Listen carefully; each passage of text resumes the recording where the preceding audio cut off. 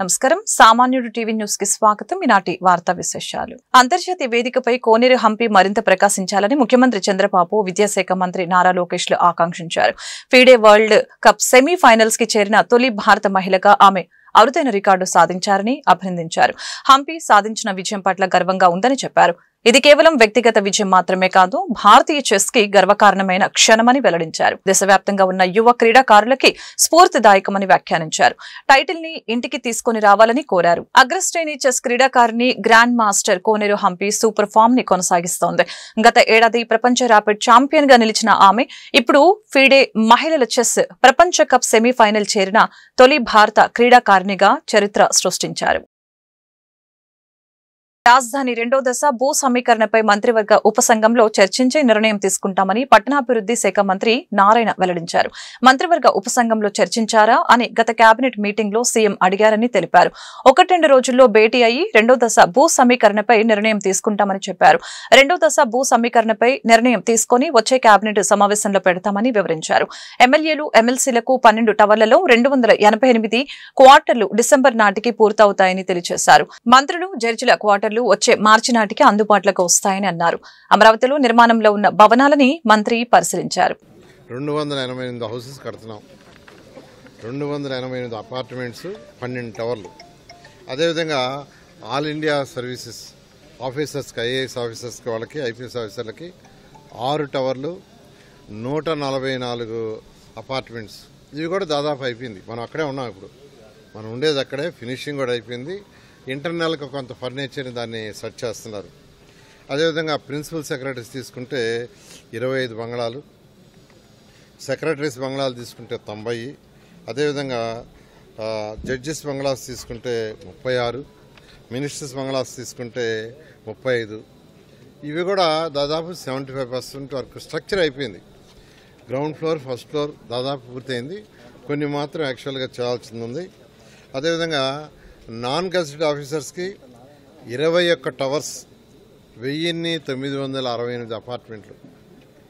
ఇవి కూడా షీర్వాల్ టెక్నాలజీలో స్ట్రక్చర్ ఆల్మోస్ట్ 90% అయింది. ఒక 10% మిగిలింది. అదేవిధంగా టైప్ 1, టైప్ 2 గెజిటెడ్ ఆఫీసర్స్కి 8 టవర్లు, దాదాపు అవి 700. అవి కూడా యాక్చువల్గా స్ట్రక్చర్ అయిపోయింది. షీర్వాల్ టెక్నాలజీ స్ట్రక్చర్స్ కొద్దిగా గ్యాప్స్ ఉంది. ఫినిషింగ్స్ మొదలు పెడుతున్నారు. అదేవిధంగా గ్రూప్ డీలో 6 టవర్స్, 720 అపార్ట్మెంట్లు. దాంట్లో మరొక 2 ఫ్లోర్లు స్లాబ్స్ వేయాల్సింది. అదేవిధంగా హ్యాపీనెస్ తీసుకుంటే 6 టవర్లు, 1200 అపార్ట్మెంట్స్. అది ఫౌండేషన్ స్టేజ్లో ఉంది. ఏదేమైనప్పటికీ ఇప్పుడు అధికారులు చెప్పే ప్రకారం, ఏజెన్సీ చెప్పే ప్రకారం ఇవన్నీ కూడా మార్చి 31 లోపల కంప్లీట్ కావాలని టార్గెట్ ఇచ్చాం. ఈ ఏదైతే ఐఏఎస్ ఆఫీస్ సంబంధించిన ఈ యొక్క అపార్ట్మెంట్లు కావచ్చు, ఎమ్మెల్యేలు, ఎమ్మెల్సీకి సంబంధించినవి, ఇవన్నీ అయితే డిసెంబర్ ఎండింగ్కి అయిపోతాయి. డిసెంబర్ ఎండింగ్కి ఆ విధంగా యాక్చువల్గా ఒక టార్గెట్ ఓరియంట్గా చేస్తున్నారు.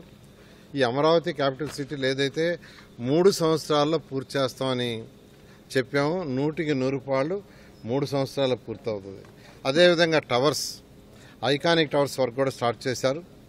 ఐకానిక్ టవర్స్ కూడా దానికి సంబంధించి డిజైన్స్ కూడా నార్మన్ ఫాస్ట్ అండ్ పార్ట్నర్స్ ఆ డిజైన్స్ని ఆల్మోస్ట్ పూర్తిగా ఇచ్చారు. ఇంకా కొన్ని చిన్నవి ఉంటే ఐ థింక్ వాళ్ళ టీమ్స్ ఇవాళ వస్తున్నారు.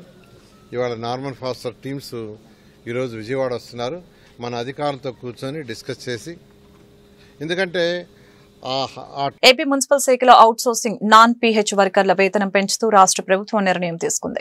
కేటగిరీ 1 వర్కర్ల వేతనం 21,500 నుంచి 24,500కి, కేటగిరీ 2 వర్కర్ల వేతనం 18,500 నుంచి 21,500కి, కేటగిరీ 3 వర్కర్ల వేతనం 15,000 నుంచి 18,500కి పెంచింది. ఈ మేరకు పురపాలక, పట్టణాభివృద్ధి శాఖ ఆదేశాలు జారీ చేసింది. రాయలసీమకు మాజీ సీఎం జగన్ చేసిందేమీ లేదని మంత్రి డోలా బాలవీరాంజనేయ స్వామి విమర్శించారు. బనకచల ప్రాజెక్టుతో ఈ ప్రాంతాన్ని సస్యశ్యామలం చేస్తామని చెప్పారు. నంద్యాల జిల్లా కొత్తపల్లె మండలం దుద్యాలలో సుపరిపాలనలో తొలి అడుగు కార్యక్రమంలో మంత్రి పాల్గొన్నారు. ఈ సందర్భంగా ఆయన ఇంటింటికి వెళ్లి కూటమి ప్రభుత్వం అమలు చేసిన అభివృద్ధి, సంక్షేమాన్ని వివరించారు. అన్ని ప్రాంతాల అభివృద్ధి, అన్ని వర్గాల సంక్షేమమే తమ ప్రభుత్వ ధ్యేయమని చెప్పారు.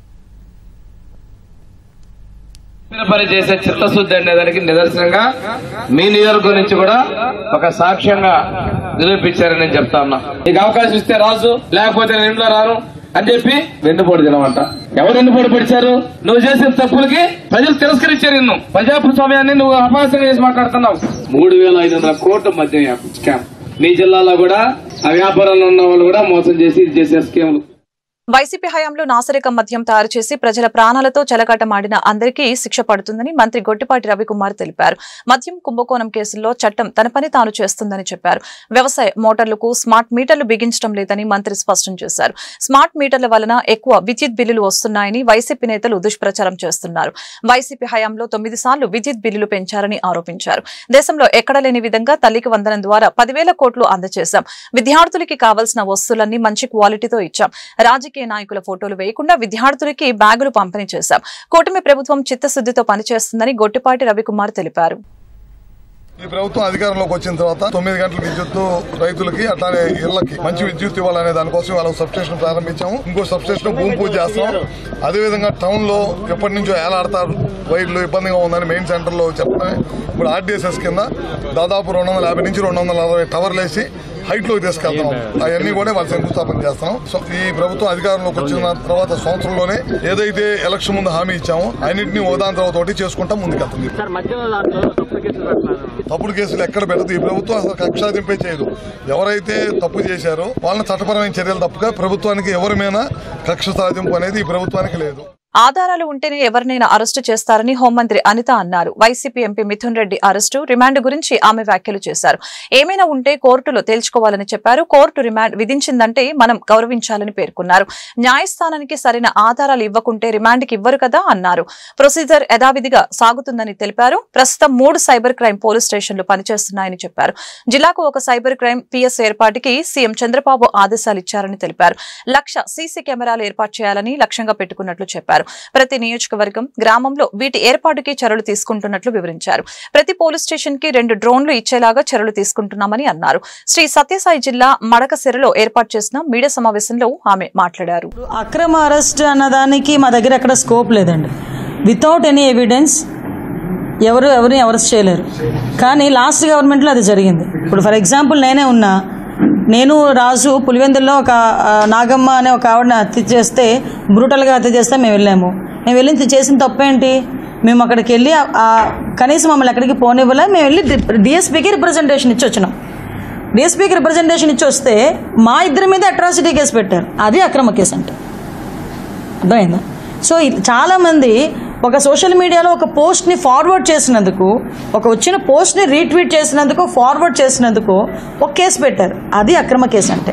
అమ్మఒడి ఒకరికి ఇస్తానంటే, ఇద్దరికి ఇస్తానంటేవి ఒకరికి ఇచ్చేవి ఏంటి అని చెప్పి ఒక సోషల్ మీడియాలో ఒక పోస్ట్ పెట్టినందుకు దాన్ని అర్ధరాత్రులు ఇంట్లోకి దూగి లైట్లు పగలగొట్టి ఏదో డెకాయిట్ని తీసుకెళ్ళడం అదే అక్రమ అరెస్ట్ అంటే. అర్థమైందా? అసలు సంబంధమే లేని ఇష్యూలో ముఖ్యమంత్రి అన్ని సంవత్సరాలు ముఖ్యమంత్రి చేసిన వ్యక్తిని, ప్రతిపక్ష హోదా కలిగిన వ్యక్తిని 53 రోజులు మీరు అక్రమంగా అరెస్ట్ చేసి జైల్లో పెట్టారు. అదే అక్రమ అరెస్టులు అంటే.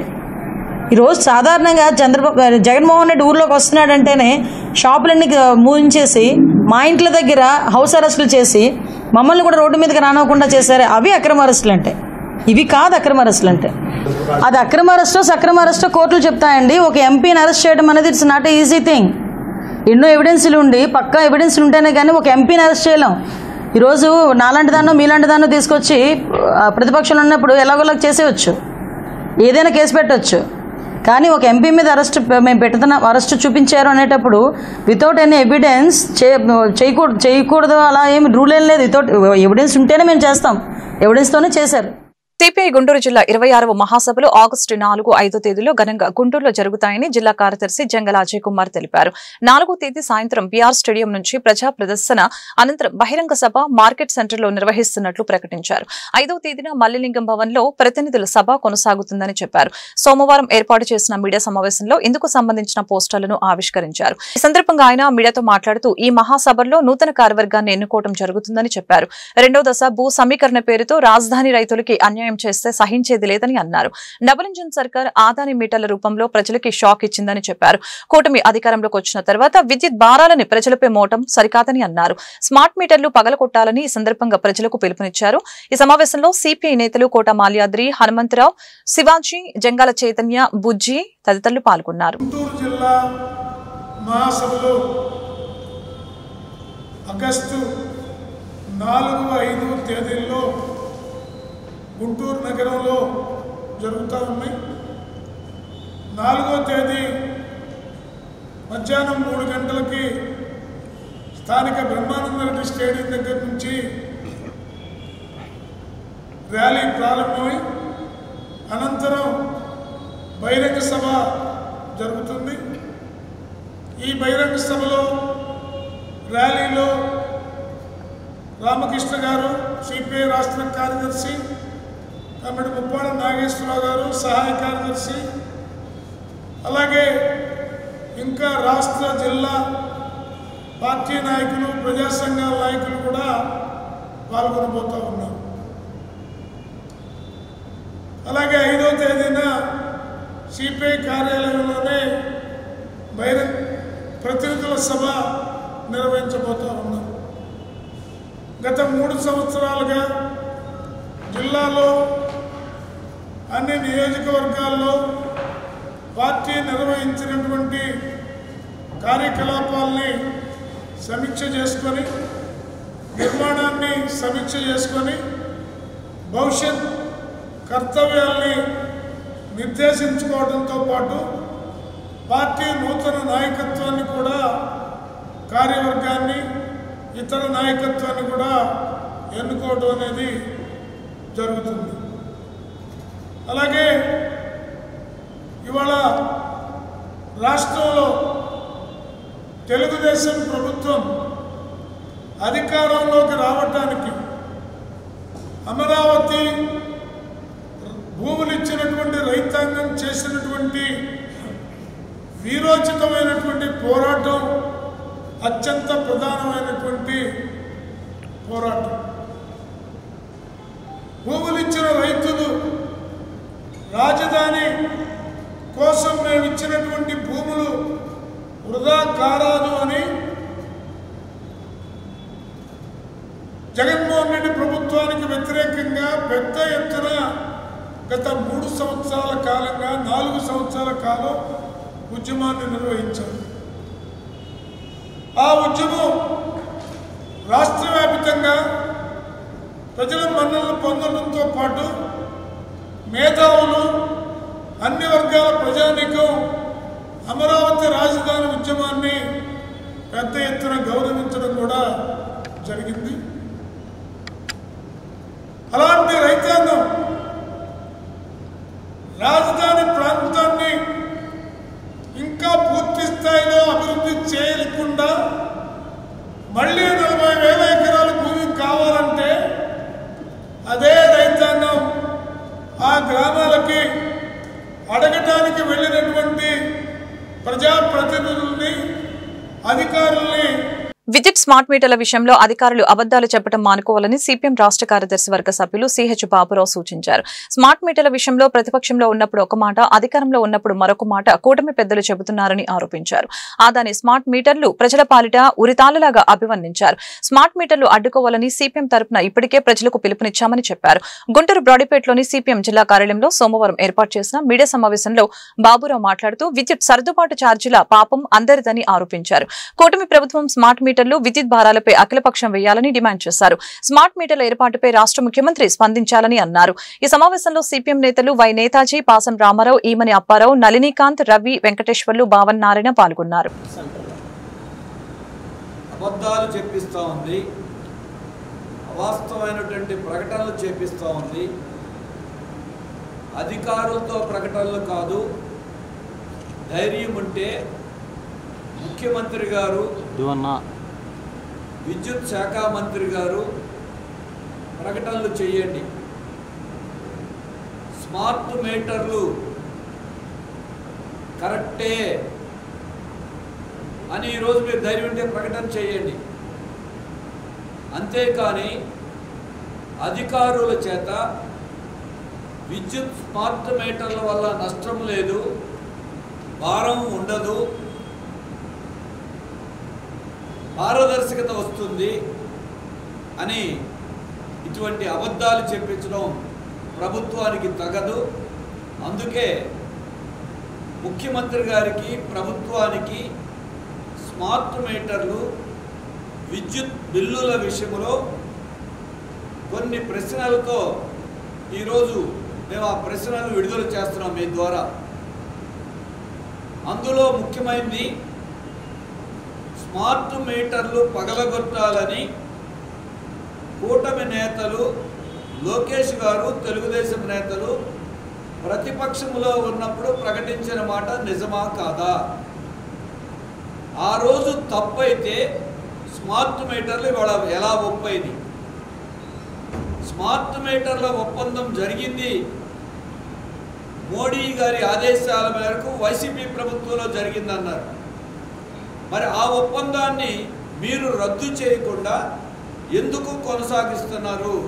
రాష్ట్ర ప్రజలకి ముఖ్యమంత్రి గారు చెప్పాలి. స్మార్ట్ మీటర్ల ఒప్పందాలు అక్రమాలు, అవినీతిమయమని టీడీపీ నేత సోమిరెడ్డి చంద్రమోహన్ రెడ్డి గారు హైకోర్టులో పిల్లేశారు, ఇంకా నడుస్తూ ఉంది.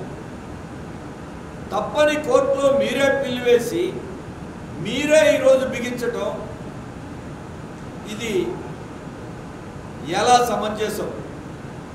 పైపెచ్చు స్మార్ట్ మీటర్ల వల్ల పాత మీటర్లకి కొత్త మీటర్లకి ఏమీ తేడా ఉండదు అంటున్నారు. మరి తేడా లేకపోతే 2 కోట్ల బాగున్న మీటర్లు పీకేసి మళ్ళీ 25,000 కోట్ల రూపాయల ఖర్చుతో అదానీ ప్రీపెయిడ్ స్మార్ట్ మీటర్లు ఎందుకు పెట్టాలి? అందుకే మేము చెప్తున్నాం, విద్యుత్ అదానీ స్మార్ట్ మీటర్లు ప్రజల పాలిట ఉరితాళ్ళు లాంటివి. మీరు మాట మార్చొచ్చు, కానీ జనం మాట ప్రజా సమస్యల పరిష్కార వేదిక స్పందన కార్యక్రమం బాధితులతో కిక్కిరిసిపోయింది. సోమవారం గుంటూరు జిల్లా కలెక్టరేట్ లోని ఎస్ఆర్ శంకరన్ కాన్ఫరెన్స్ హాల్లో జరిగిన ఈ కార్యక్రమానికి జిల్లా నలుమూలల నుంచి బాధితులు పెద్ద సంఖ్యలో తరలివచ్చారు. తమ సమస్యల్ని పరిష్కరించాలంటూ జిల్లా కలెక్టర్ నాగలక్ష్మికి బాధితులు విజ్ఞాపన పత్రాలు అందజేశారు. ఆయా సమస్యల్ని తక్షణమే పరిష్కరించాలని సంబంధిత అధికారుల్ని కలెక్టర్ ఆదేశించారు. రాష్ట్ర ప్రభుత్వం అమలు చేస్తున్న సంక్షేమ కార్యక్రమాలను లబ్ధిదారులకి అందించామని అన్నారు. రెవెన్యూ శాఖ పరిధిలోని పౌర సేవలు పారదర్శకంగా అమలు కావాలని అన్నారు. విధి నిర్వహణలో అలసత్వం వహిస్తే శాఖపరమైన చర్యలు తప్పవని హెచ్చరించారు. ఈ మేరకు పలువురు బాధితులు తమ సమస్యల్ని మీడియాకు వివరించారు.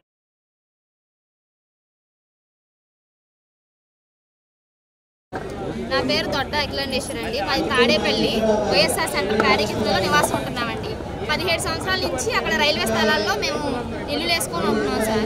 అది కోర్టులో ఉండడం వల్ల రైల్వే వాళ్ళకిను ఆ యజమానికి కోర్టు తేలిపోయింది. ఆ యజమాని ఏమో మమ్మల్ని ఇప్పుడు వచ్చి ఖాళీ చేయమంటున్నారు. మాకంటూ ఇల్లు లేవు. అక్కడ 50 కుటుంబాలు ఉంటున్నాం సార్. మేము చిన్నపిల్లలు వేసుకొని పెద్దోళ్ళు, చిన్నపిల్లలు, ముసలి అందరూ ఉంటున్నాం. వర్షాలు వచ్చినా వరదలు వచ్చినా అక్కడే నివాసం ఉంటున్నాం కాబట్టి మాకైతే ఇల్లు లేదు. మాకు నివాసం కావాలని ఎన్నిసార్లు అర్జీ పెట్టినా సరే పట్టించుకోవట్లేదు ఎవరు. ఇప్పుడు ఆయన వచ్చి మమ్మల్ని తీసేయమంటారు. ఆ స్థలంగా లేదు. మేము ఎటు వెళ్ళలేని పరిస్థితి, అద్దెలు కట్టుకోలేము సార్. మేము బయటకు వెళ్ళి అందరూ కూలి పని చేసి బతికేవాళ్ళు. ఏ రోజు పూట కడిస్తే ఆ రోజే బతుకుతాం సార్. అలాంటి మాకు ఇల్లు కావాలని ఇప్పుడు కలెక్టర్ ఆఫీస్కి వచ్చాను సార్. మాకు న్యాయం చేయాలని కోరుకుంటున్నాం. అది ప్యారీ కంపెనీలో ఉంటున్నాం సార్. ఇది ఇన్నిసార్లు ఇప్పుడు దగ్గర 5-6 సార్లు అర్జీ పెడతానే ఉన్నాం. 17 సంవత్సరాల నుంచి మేము అర్జీ పెడతానే ఉన్నాం సార్. ఈ సంవత్సరం ఈ నెల ఇప్పుడు ఆయన వచ్చి మమ్మల్ని మొన్న 4 రోజుల కింద వచ్చి మమ్మల్ని ఇల్లు ఖాళీ చేసి ఇల్లు ఇప్పుడు ఖాళీ చేసేయని చెప్తున్నారు. మేము ఎటు వెళ్ళే పొజిషన్ లేదు. మాకు ఏదైనా న్యాయం చేయాలని కోరుకుంటున్నాం. మేడుకుండూరు మండలం మేడుకుండూరు గ్రామంలో 1983లో పంచాయతీరాజ్ ద్వారా మేడుకుండూరు మెయిన్ రోడ్డు నుంచి కరణవే పక్కగా వేమవరానికి రోడ్డు శాంక్షన్ అయింది. దానికి 83 దగ్గర నుంచి 2018 వరకు 2 సార్లు మెటల్ రోడ్డు కానీ వేయటం జరిగింది. దానికి 2017లో తారు రోడ్డు శాంక్షన్ అయితే ఆ తారు రోడ్డు శాంక్షన్ కావడానికి దాదాపు ఈ 3,000 ఎకరాల్లో తలా 5 సెంట్లు 10 సెంట్లు కానీ అందరూ సంతకాలు పెట్టి ఆ కుండ పోరంబోకి ఎక్స్టెండ్ చేసి ప్రతి ఒక్కళ్ళు ఇచ్చారు. ప్రతి ఒక్కళ్ళ పొలం కూడా రోడ్డు ఇచ్చారు కాబట్టి ఆ తారు రోడ్డు నిర్మాణం అయింది. ఆ నిర్మాణాన్ని మేడుకుండూరు ఒక భూస్వామి మెయిన్ రోడ్ నుంచి 100 కిలోమీటర్ల దూరంలో 100 మీటర్లు ఎడవలపున రోడ్డు ఆపేశాడు. అంతా అయిపోయినాక మెటలన్నీ తోలినాక తారు రోడ్డు వేయకుండా ఆపి ఇప్పుడు అనేక ఇబ్బందులు పెట్టి అతను తారు రోడ్డు వేసేసి. టీడీపీ కేంద్ర కార్యాలయంలో నిర్వహించిన ప్రజా వినతుల కార్యక్రమంలో బాధితుల నుంచి ఏపీ ఐడీసీ చైర్మన్ డేగల ప్రభాకర్ విజ్ఞాపన పత్రాలు స్వీకరించారు. ఆయా సమస్యల్ని తక్షణమే పరిష్కరించాలని సంబంధిత అధికారుల్ని ఆయన ఆదేశించారు. ప్రజా సమస్యల్ని పరిష్కరించడమే తొలి ప్రాధాన్యతగా కూటమి ప్రభుత్వం తీసుకుందని అన్నారు. అన్యాయాలకు అక్రమాలకి ఇక తావు లేదని చెప్పారు. బెదిరింపులు దౌర్జన్యాలకి కాలం చెల్లిందని అన్నారు.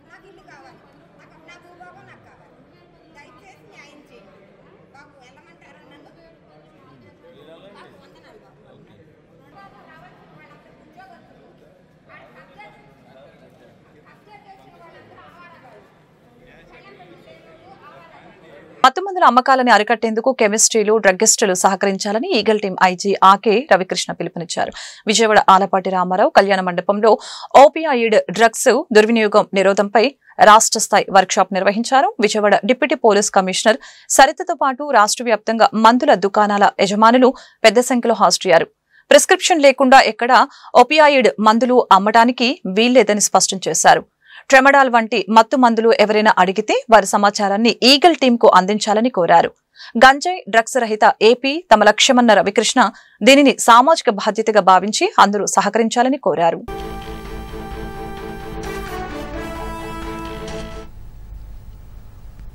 ప్రిస్క్రిప్షన్ డ్రగ్స్ అన్నింటినీ కూడా ప్రిస్క్రిప్షన్ లేకుండా ఎవరు అమ్మొద్దని ప్రత్యేకంగా అందరూ కూడా బాధ్యతగా మన సమాజాన్ని కాపాడడం కోసం ఎక్కడా కూడా ఈ నీడిల్స్ కానీ ప్రత్యేకంగా ఈ 41 టైప్స్ ఆఫ్ డ్రగ్స్ ఉన్నాయి.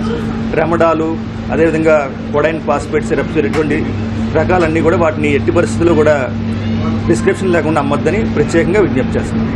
ఎవరన్నా ప్రిస్క్రిప్షన్ లేకుండా వస్తే వాళ్ళ రికార్డు కూడా మేము నోట్ చేసుకొని సంబంధిత అధికారులకు తెలియజేస్తాము అనే నినాదంతో first line of defence against drug abuse ఫార్మసిస్టులు మాత్రమే అనే నినాదంతో అందరూ పనిచేయాలని కోరుకుంటూ మీడియా ద్వారా కూడా పబ్లిక్ అందరినీ ఎస్పెషల్లీ స్టూడెంట్స్ అందరినీ చైతన్యవంతులను చేద్దాము. ఈ షెడ్యూల్ డ్రగ్స్, H1 డ్రగ్స్ కానీ ఎక్స్ కేటగిరీలో ఉన్నటువంటి షెడ్యూల్ డ్రగ్స్ కానీ వీటిని అబ్యూస్ చేస్తే కఠినమైన శిక్షలు ఉంటాయి అని పబ్లిక్ అందరికీ మీ ద్వారా మేము. ఈ వార్తలు ఇంతటితో సమాప్తం. మరొక బులెటిన్ మళ్ళీ కలుద్దాం. నమస్కారం.